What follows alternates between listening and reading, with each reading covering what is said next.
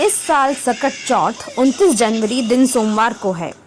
सकट चौथ के दिन माताएं संतान की सुरक्षा और उनके सुखमय जीवन के लिए निर्जला व्रत रखती हैं। शुभ मुहूर्त में विघ्नहर्ता श्री गणेश जी की पूजा की जाती है और सकट चौथ की व्रत कथा सुनते हैं। रात के समय में चंद्रमा को अर्घ्य देकर पारण करती हैं। सकट चौथ को तिलकुट चौथ, तिलकुट चतुर्थी, माघ संकष्टमी चतुर्थी के नामों से भी जाना जाता है। आइए सुने और समझें सकट चौथ की पहली व्रत कथा। पौराणिक कथा के अनुसार एक बार देवतागण संकट में घिरे हुए थे, तो वो कैलाश पर्वत पर भगवान शिव की शरण में आए। वहां पर भगवान गणेश और कार्तिकेय जी उपस्थित थे। भगवान भोलेनाथ ने अपने पुत्रों कार्तिकेय और गणेश से पूछा कि तुम दोनों में से कौन देवताओं के संकट को दूर करेगा। दोनों ने ही कहा कि देवताओं को संकट में उबार सकते हैं।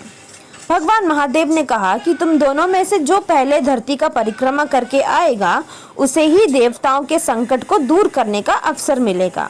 ये सुनते ही कार्तिकेय मोर पर सवार होकर पृथ्वी की परिक्रमा करने चल दिए। गणेश जी का वाहन मूषक था और उसके पृथ्वी की परिक्रमा जल्दी कर पाना संभव नहीं था। तब गणेश जी ने अपने माता पिता की परिक्रमा करनी शुरू कर दी। 7 बार परिक्रमा करने के बाद वे अपने माता पिता को प्रणाम करके एक तरफ खड़े हो गए।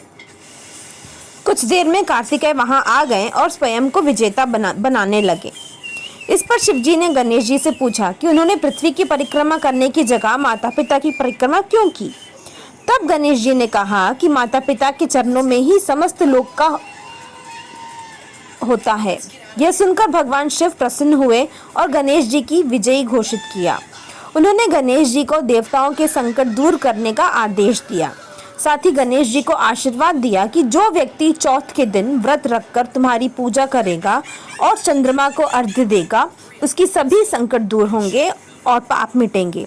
उसे पुत्र, धन, सुख, समृद्धि आदि की प्राप्ति होगी।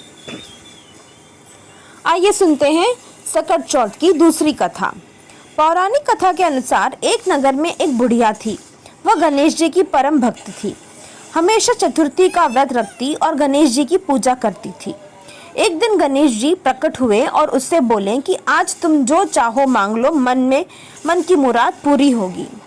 इस पर बुढ़िया ने गणेश जी से कहा कि उसे तो मांगना नहीं आता, वो कैसे कुछ मांगे। तब गणेश जी ने कहा कि तुम अपने बेटे और बहू से सलाह लेकर मांग ले। इस पर बुढ़िया ने अपने बेटे से कहा कि गणेश जी ने कुछ मांगने को कहा है, क्या मांग लूं। उसने कहा कि धन मांग ले। उसकी पत्नी ने कहा कि नाती मांग ले। बुढ़िया ने पड़ोस के लोगों से भी इस बारे में पूछा, तो उन्होंने कहा कि धन और नाती को तुम्हें क्या लाभ है, तुम अंधी हो, अपने लिए गणेश जी से आंखें की रोशनी मांग लो। बुढ़िया ने गणेश जी से कहा कि आप प्रसन्न हैं तो 9 करोड़ की माया दो, निरोगी काया दो, अखंड सुहाग दो, आंखों की रोशनी दो, नाती और पोते दो, सुख और समृद्धि दो और जीवन के अंत में मोक्ष दो।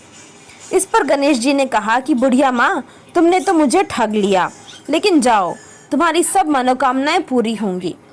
उसके बाद गणेश जी वहां से चले गए। बुढ़िया को सब कुछ प्राप्त हो गया। ये है सकट चौथ की व्रत कथा। आप सभी को सकट चौथ की ढेर सारी शुभकामनाएं।